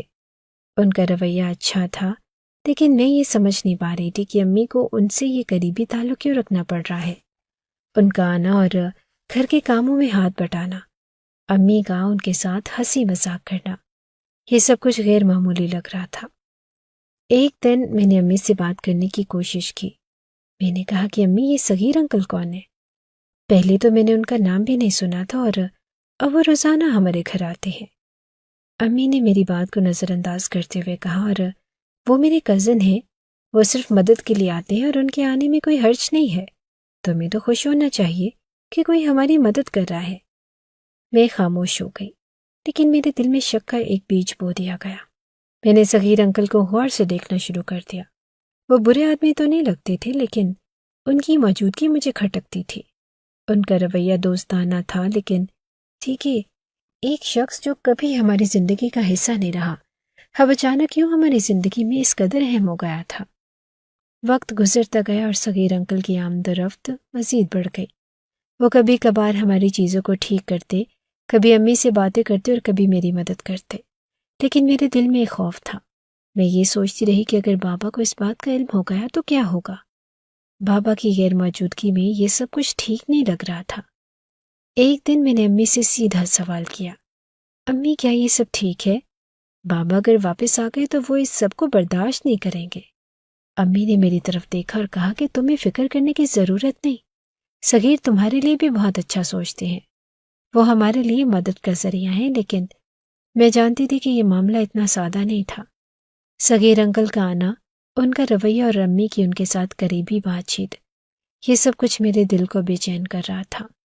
میں سمجھ نہیں پا رہی تھی کہ ان سب کے بیچ یہ سب کچھ میرے دل کو بے چین کر رہا تھا۔ میں سمجھ نہیں پا رہی تھی کہ ان سب کے پیچھے کیا راز ہے، لیکن ایک بات طے تھی کہ بابا کی غیر موجودگی میں ہمارا گھر وہ نہیں رہا جو کبھی تھا۔ بات صرف یہاں تک ہوتی کہ ہمارے گھر کی ہوتی، تو میں برداشت بھی کر لیتی۔ محلے والے باتیں کر رہے تھے، کریانے والا بھی باتیں کر رہا تھا، اور سب میری ماں کے خلاف باتیں کر رہے تھے۔ کہہ رہے تھے کہ اس عورت کا شوہر دوسرے ملک گیا ہے اور یہ گھر میں کسی غیر آدمی کو گھسا کے بیٹھی ہے۔ اس لیے مجھے غصہ آ رہا تھا۔ ایک دن تو میں نے جھگڑا ہی شروع کر دیا۔ رات کا وقت تھا کہ میں نے امی سے کہا کہ یہ سب کچھ نہیں چلے گا، نہیں تو میں بابا کو فون کر کے بتا دوں گی، اور آپ نے تو کہا تھا کہ بابا کا فون آیا تھا تو آپ کے پاس نمبر ہونا چاہیے۔ میری ماں نے کہا کہ تم مجھ پہ شک کر رہی ہو، اپنی ماں پہ شک کر رہی ہو، تمہیں میں ایسی عورت لگتی ہوں؟ میں نے کہا کہ جب ایسی عورت نہیں ہے تو پھر یہ سب کچھ کیوں کر رہی ہے؟ ہوتا ہے، غلط کو غلط ہی کہتے ہیں، اور آپ غلط کریں گی تو میں اس کو غلط ہی کہوں گی، صحیح نہیں کہہ سکتی۔ میں اور میری ماں بیٹھ کر ایک سنجیدہ بحث کر رہے تھے۔ میں کہہ رہی تھی کہ اس آدمی کا ہمارے گھر آنا جانا بند ہونا چاہیے، اس کی موجودگی میرے لیے ناقابل برداشت ہو چکی تھی، لیکن امی بضد تھی اور انہوں نے صاف کہہ دیا کہ ایسا نہیں ہوگا، صغیر ہماری مدد کر رہے ہیں اور تمہیں یہ بات سمجھنی چاہیے۔ میں نے کہا کہ امی یہ مدد نہیں ہے اور یہ سب ٹھیک نہیں لگ رہا، لوگ باتیں بنائیں گے، محلے والے کیا سوچیں گے؟ لیکن امی نے میری ایک نہ سنی۔ ہماری بات ابھی چل رہی تھی کہ اچانک دروازے پر زوردار دستک ہوئی۔ دروازہ کھلا تو چند لوگ بغیر اجازت اندر گھس آئے۔ یہ محلے والے تھے، اور ان کے چہروں پر غصہ صاف نظر آ رہا تھا۔ انہوں نے ماں کو مخاطب کرتے ہوئے کہا کہ تمہارے کردار نے ہمارے محلے کی عزت خراب کر دی ہے، تمہارے جیسی عورت کی وجہ سے ہمارے محلے میں عذاب آ رہے ہیں، یہاں زنا ہوتا ہے اور یہ سب تمہارے وجود کی وجہ سے ہے، ہم تمہیں اس کی سزا دیں گے۔ ماں ان کی بات سن کر گڑبڑا گئی۔ انہوں نے ان لوگوں کو سمجھانے کی کوشش کی، آپ کو کوئی غلط فہمی ہوئی ہے اور میں نے کبھی کوئی ایسا کام نہیں کیا، لیکن وہ کسی بات کو سننے کے لیے تیار نہ تھے۔ وہ غصے سے بھرے ہوئے تھے اور جیسے وہ سب کچھ پہلے سے طے کر آئے ہوں۔ میں حیران اور خوفزدہ کھڑی یہ سب دیکھ رہی تھی۔ وہ لوگ ہماری ماں کو گھسیٹ کر گھر سے باہر لے جانے لگے۔ میں چیختی چلاتی رہی کہ آپ لوگ کیا کر رہے ہیں، میری ماں کو چھوڑ دے، لیکن کسی نے میری بات پر دھیان نہ دیا۔ مجھے ایسے لگا کہ جیسے ان کے کان بند ہو چکے ہیں، اور امی کو وہ گھسیٹتے ہوئے باہر لے گئے۔ ان کے چہرے پر خوف اور بے بسی تھی، لیکن وہ چپ رہی۔ میں نے پہلی بار اپنی ماں کو اتنا بے یارو مددگار دیکھا۔ وہ جانتی تھی کہ وہ کچھ بھی کہیں یہ لوگ انہیں چھوڑیں گے نہیں۔ میں ان کے پیچھے بھاگی، ان لوگوں نے مجھے روک دیا۔ ان کا ارادہ ٹھوس تھا۔ وہ امی کو لے کر قبرستان کی طرف جا رہے تھے، اور راستے میں ان کے الفاظ میرے کانوں میں گونج رہے تھے، یہ عورت اس محلے کے لیے ایک عذاب ہے، زنا کرنے والی عورت کو زندہ رہنے کا کوئی حق نہیں۔ قبرستان پہنچ کر میں نے دیکھا کہ وہاں ایک قبر پہلے سے ہی کھودی ہوئی تھی۔ مجھے یقین ہو گیا کہ یہ سب کچھ پہلے سے منصوبہ بندی کے تحت کیا گیا تھا۔ ان لوگوں نے ماں کو قبر کے قریب کھڑا کر دیا۔ میری آنکھوں کے سامنے ایک بھیانک منظر تھا۔ میں چیخ رہی تھی اور رو رہی تھی، ان لوگوں کو روکنے کی کوشش کر رہی تھی، لیکن کسی نے میری بات پر کان نہیں دھرا۔ میرے دل میں خوف، غصہ اور بے بسی سب ایک ساتھ ابھر رہے تھے۔ میں جانتی تھی کہ یہ لوگ جو کرنے جا رہے ہیں وہ بالکل غلط ہے، لیکن میرے ہاتھ میں کچھ نہ تھا۔ میری ماں کو اس حالت میں دیکھنا میری زندگی کا سب سے دردناک لمحہ تھا۔ وہ لوگ ایک بہت بڑا گناہ کر گزرے۔ میری ماں کو اس حالت میں دیکھنا میری زندگی کا سب سے دردناک لمحہ تھا۔ وہ لوگ ایک بہت بڑا گناہ کر گزرے، اور مجھے وہاں سے بھجوا دیا گیا۔ میں فوراً اپنی دادی کے گھر گئی، وہاں جا کر یہ سب کچھ بتایا۔ رات کا وقت تھا اور وہ سب لوگ بھی بے خبر بیٹھے تھے۔ وہ بھی چیختے رہے اور چلاتے رہے۔ قبرستان بھی آئے اور قبر کا منہ بند ہو چکا تھا۔ انہوں نے کہا کہ ہم نے جو کیا بالکل ٹھیک کیا، ایسی عورت کا یہی انجام ہونا چاہیے۔ میں تو بے ہوش ہو گئی اور میرے چاچو چاچی وغیرہ مجھے ہسپتال لے گئے۔ مجھے تو کافی وقت بعد ہوش آیا، تب تک سب کچھ ختم ہو چکا تھا۔ پھر میں نے ان سب کو بھی بتایا کہ وہ آدمی ہمارے گھر آتا تھا اور امی اس کے ساتھ بہت ہنس کے باتیں بھی کرتی تھی، اور پتہ نہیں کیا ہو رہا تھا۔ وہ لوگ بھی حیران رہ گئے۔ انہوں نے کہا کہ بیٹا، تیری ماں تو ایسی نہیں تھی، پھر یہ کیسے ہو گیا؟ میں نے کہا کہ مجھے نہیں پتا، پر یہی سب کچھ ہوا ہے۔ میری ماں کے خلاف پورے کوئی کہتا کہ وہ زناکار عورت تھی، اسی لیے یہ سب کچھ ہوا، تو کوئی اسے عذاب اور بدنامی کی وجہ قرار دیتا۔ لوگ ایک دوسرے کو ایسے واقعات سناتے جیسے یہ کوئی حقیقت ہو۔ حالانکہ وہ کچھ نہیں جانتے تھے۔ مجھے سب سے زیادہ عجیب بات یہ لگی کہ اس دن کے بعد سے صغیر انکل بالکل غائب ہو گئے۔ وہ شخص جو ہر روز ہمارے گھر آیا کرتا تھا اچانک کہیں نظر نہ آیا، نہ کوئی خبر، نہ کوئی نشان۔ وہ ایسے غائب ہو گئے جیسے کبھی تھے ہی نہیں۔ میں سوچتی رہی کہ آخر یہ کیسے ممکن ہے۔ وہ سب سے زیادہ قریب تھے اور ان کی موجودگی پر سب سے زیادہ سوالات تھے، لیکن ان کا یوں غائب ہونا مزید شک پیدا کر رہا تھا۔ ایک اور عجیب بات یہ تھی کہ بابا سے بھی کوئی رابطہ نہیں ہو رہا تھا۔ ان سے رابطے کی کوششیں ناکام ہو رہی تھی۔ ان حالات میں جب ہمیں ان کی سب سے زیادہ ضرورت تھی وہ بالکل غائب تھے۔ میری دادی اور دادا نے بھی ایک دن باتوں باتوں میں کہا کہ سلیم باہر کے ملک گیا ہے، اس نے ہمیں ایک دفعہ بھی فون نہیں کیا۔ ہمیں لگا کہ شاید وہ تم لوگوں سے بات کرتا ہوگا۔ میں یہ سن کر حیران رہ گئی۔ میں نے دادی کو بتایا کہ امی کہتی تھی کہ بابا فون کرتے ہیں، لیکن کبھی مجھ سے بات نہیں کروائی۔ یہ بات میرے لیے مزید الجھن پیدا کرنے والی تھی۔ کیا بابا واقعی ہم سے رابطے میں تھے یا امی نے یہ بات مجھے تسلی دینے کے لیے کہی تھی؟ اگر وہ رابطے میں تھے تو کیا انہوں نے کبھی ان حالات کی خبر لی یا وہ واقعی ہم سے بے خبر تھے؟ سب کچھ الجھتا جا رہا تھا۔ ماں کا اس دنیا سے جانا، صغیر انکل کا یوں اچانک منظر سے ہٹ جانا، بابا کی بے اعتنائی اور محلے والوں کے الزامات، یہ سب مل کر ایک خوفناک کہانی بن چکے تھے۔ میرے دل میں دکھ اپنی جگہ تھا، لیکن اس وقت سوالات کہیں زیادہ پریشان کن تھے۔ آخر یہ سب کچھ کیسے ہوا؟ اس کی وجہ کیا تھی؟ کیا واقعی میری ماں کسی غلطی، کیا ان پر لگائے گئے الزامات میں کوئی حقیقت تھی یا یہ سب محض ایک سازش تھی؟ میری ماں کی غیر موجودگی نے مجھے بے سہارا اور الجھنوں میں ڈال دیا تھا۔ ہر طرف سوالات تھے لیکن کسی سوال کا جواب نہیں مل رہا تھا۔ میرا دل ان کے حق میں گواہی دیتا تھا کہ وہ بے قصور ہیں، لیکن دنیا نے انہیں مجرم قرار دے دیا۔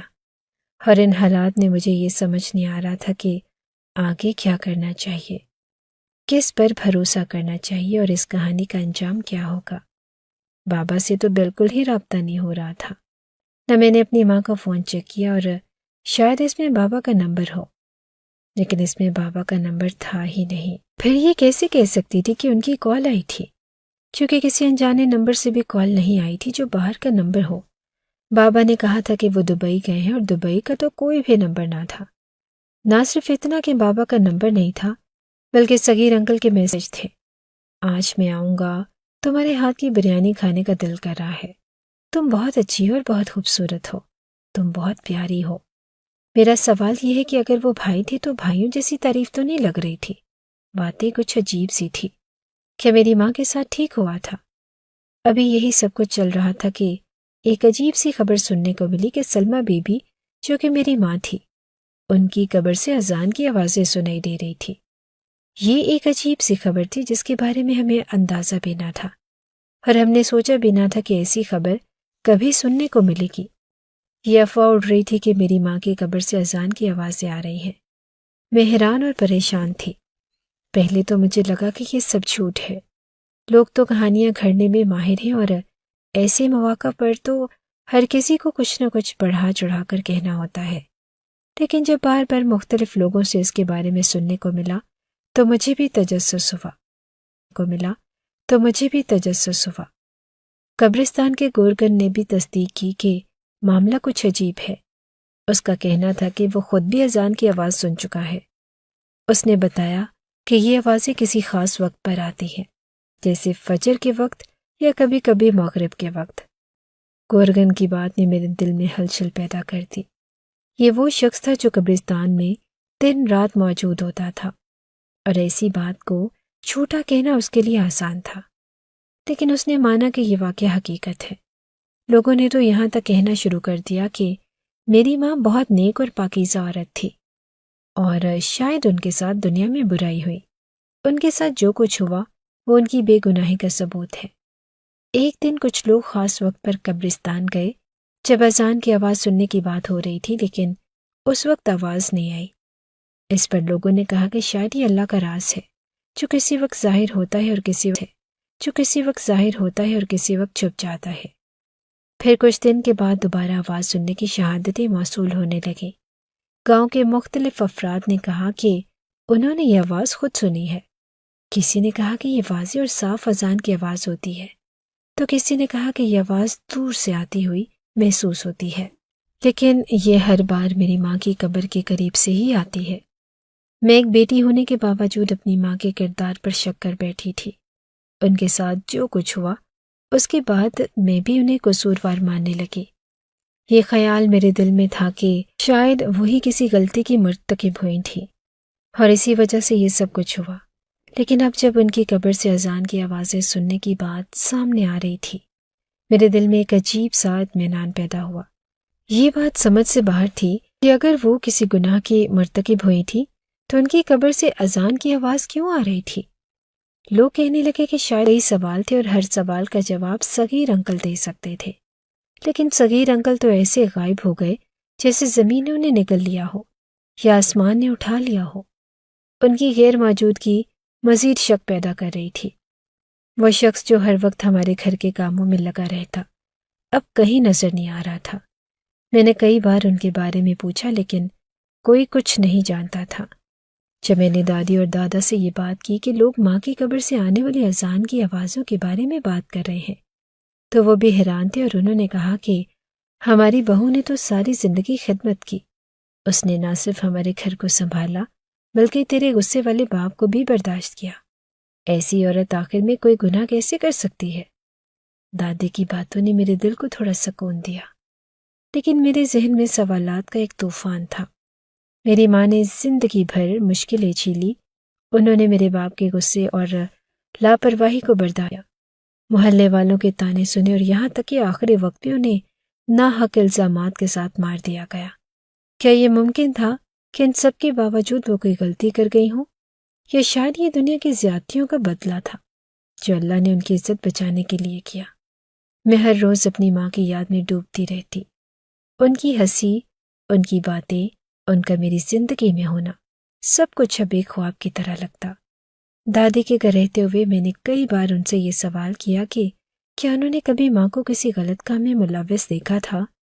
دادی کا جواب ہمیشہ یہی ہوتا، نہیں، وہ تو فرشتہ صفت تھی۔ میں سوچتی تھی کہ اگر واقعی میری ماں بے قصور تھی تو ان کے ساتھ ایسا کیوں ہوا؟ محلے والوں نے ان کے خلاف جھوٹا الزام کیوں لگایا؟ اور سب سے بڑھ کر صغیر انکل کے کردار کا اس کہانی میں کیا حصہ تھا؟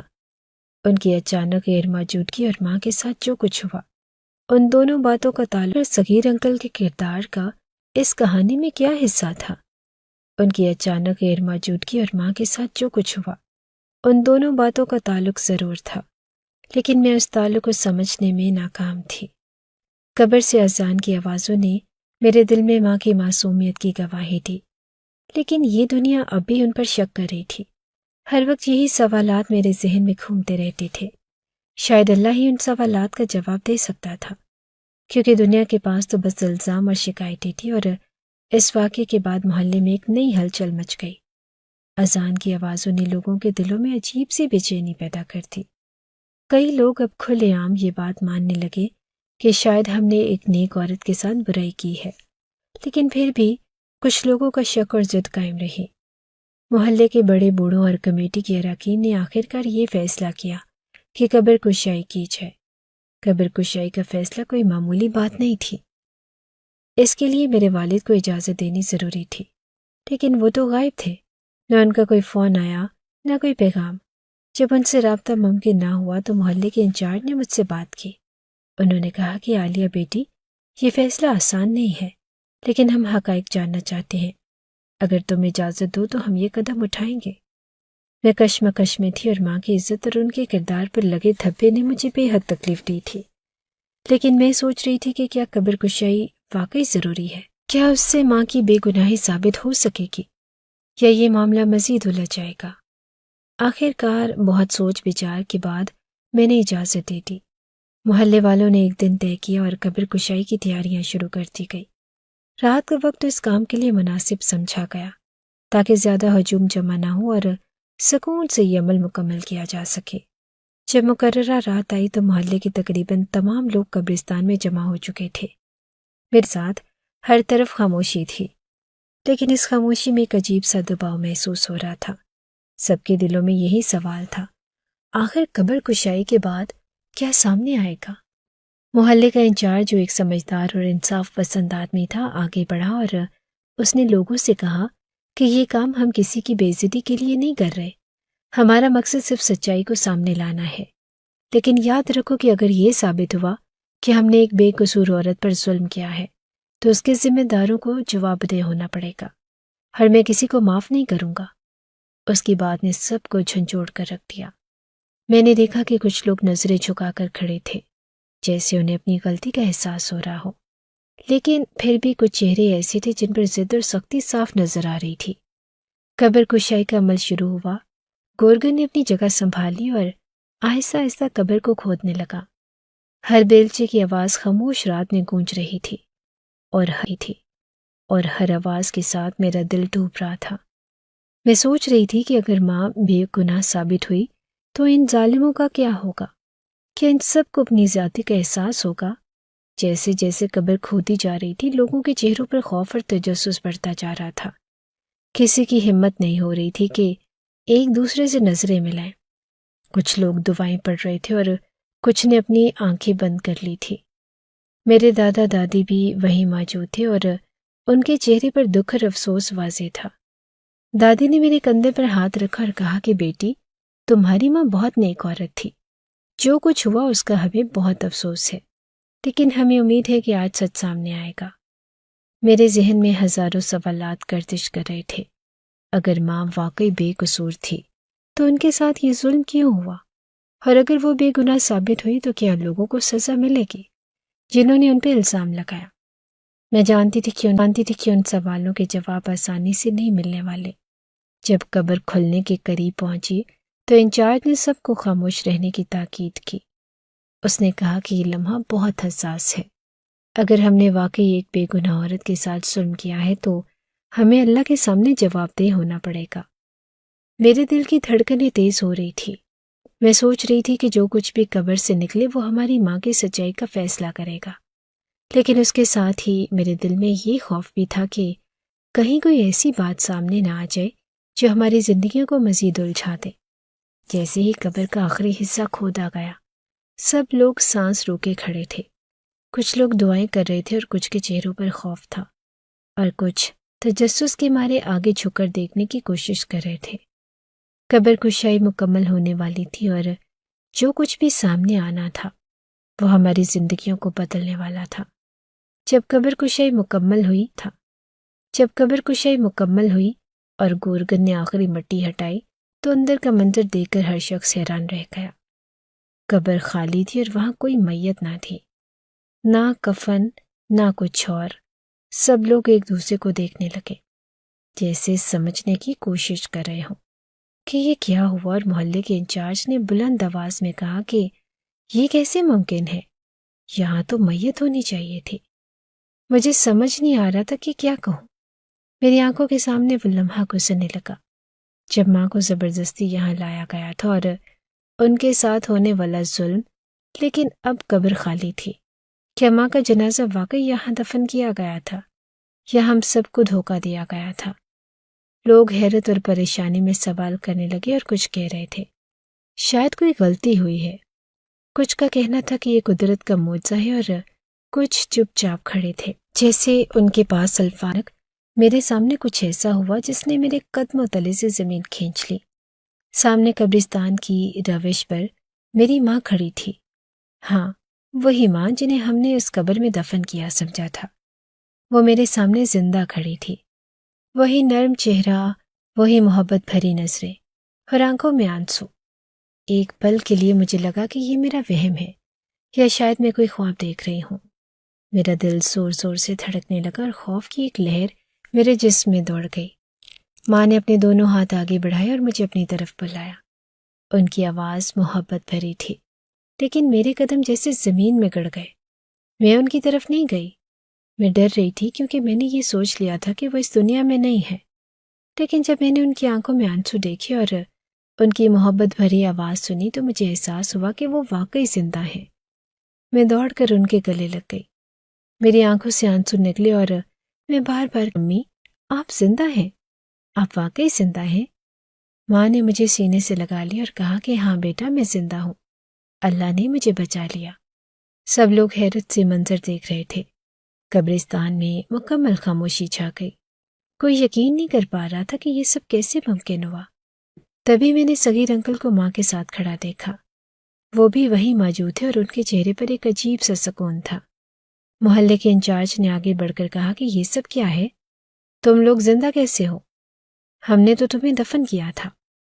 ماں نے گہری سانس لی اور کہا کہ یہ ایک لمبی کہانی ہے، لیکن اب وقت آ گیا ہے کہ آپ سب کو سچائی بتا دی جائے۔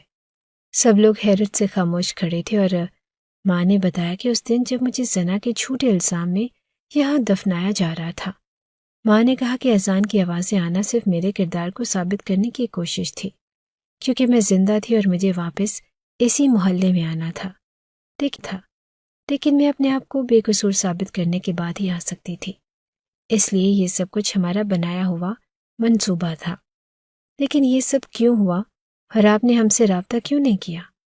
میں نے سوال کیا۔ ماں نے کہا کہ بیٹا، میں نے تمہیں خطرے سے بچانے کے لیے یہ سب کیا۔ اگر میں سامنے آتی تو لوگ تمہیں بھی نشانہ بنا سکتے تھے۔ میں نے سوچا کہ پہلے سچائی ثابت ہو جائے اور پھر تم سے ملوں گی۔ سب لوگ یہ کہانی سن کر حیرت میں تھے۔ کئی لوگوں کے چہروں پر شرمندگی کے آثار تھے اور وہ سمجھ چکے تھے کہ انہوں نے ایک معصوم عورت پر ظلم کیا۔ محلے کے انچارج نے کہا کہ ہم سے بہت بڑی غلطی ہوئی ہے اور ہمیں آپ سے معافی مانگنی چاہیے۔ ہم نے بغیر سوچے سمجھے آپ پر الزام لگایا اور آپ کے ساتھ یہ سلوک کیا۔ ماں نے کہا کہ اللہ بہتر جانتا ہے کہ کون صحیح تھا اور کون غلط، لیکن ایک بات یاد رکھیں، کسی پر الزام لگانے سے پہلے سچائی جاننا بہت ضروری ہے۔ یہ لمحہ میرے لیے بہت عجیب تھا اور پچھلے 1 مہینے سے میں ماں کے جانے کا غم برداشت کر رہی تھی اور اب وہ میرے سامنے زندہ کھڑی تھی۔ میں خوش تھی، لیکن میرے دل میں وہ سوال بھی تھے جن کا جواب شاید کبھی نہ ملے۔ بابا کہاں تھے؟ صغیر انکل کیوں اتنے دنوں تک چھپے رہے؟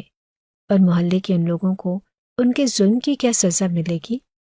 یہ رات میری زندگی کی سب سے حیران کن اور ناقابل فراموش رات تھی۔